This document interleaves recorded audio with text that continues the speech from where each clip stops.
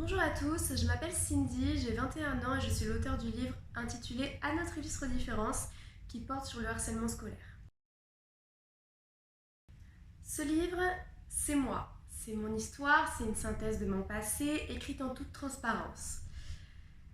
Dans cet ouvrage, je me mets complètement à nu. Je parle de la souffrance éprouvée, je parle de la solitude, du despotisme, de ma déchéance jusqu'à ma renaissance avec le soutien de mes proches, de l'aide médicale et ma volonté personnelle bien entendu.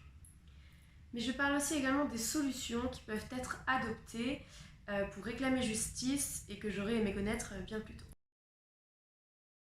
Je pense qu'avant même de vouloir en faire profiter les autres, je voulais décharger mon esprit de toute cette souffrance accumulée au fur et à mesure des années, car il était quasiment impossible pour moi d'en parler sans pleurer. Donc ça devenait compliqué.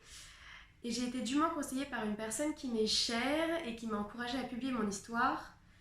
Alors au départ, je dois avouer que je n'étais pas du tout emballée par l'idée, car pour moi, il est hors de question de faire du bénéfice sur un fléau qui fait autant de victimes et qui crée autant de malheur.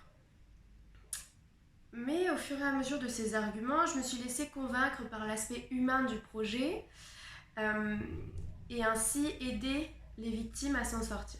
Le but ultime étant de dénoncer un problème majeur, d'apporter un aspect personnel à la chose et d'en faire ressortir des solutions. Alors oui, j'ai beaucoup de projets qui se bousculent. Tout d'abord, avec mon équipe, nous sommes actuellement en train de lancer une campagne publicitaire d'un mois dans 2 cinémas, toujours dans la prévention du harcèlement scolaire, donc stay tuned pour la suite. Ensuite, j'ai pour projet de créer une association qui mènera des actions pour venir en aide aux jeunes, donc victimes de harcèlement scolaire. Et tous les bénéfices que le livre rapportera avec ses ventes serviront à lancer l'association et les premières actions qui pourront être menées en attendant que les subventions souhaitées n'arrivent. Enfin, pour la rentrée de septembre 2022, je l'espère, nous engagerons toujours avec mon équipe des interventions dans les collèges-lycées.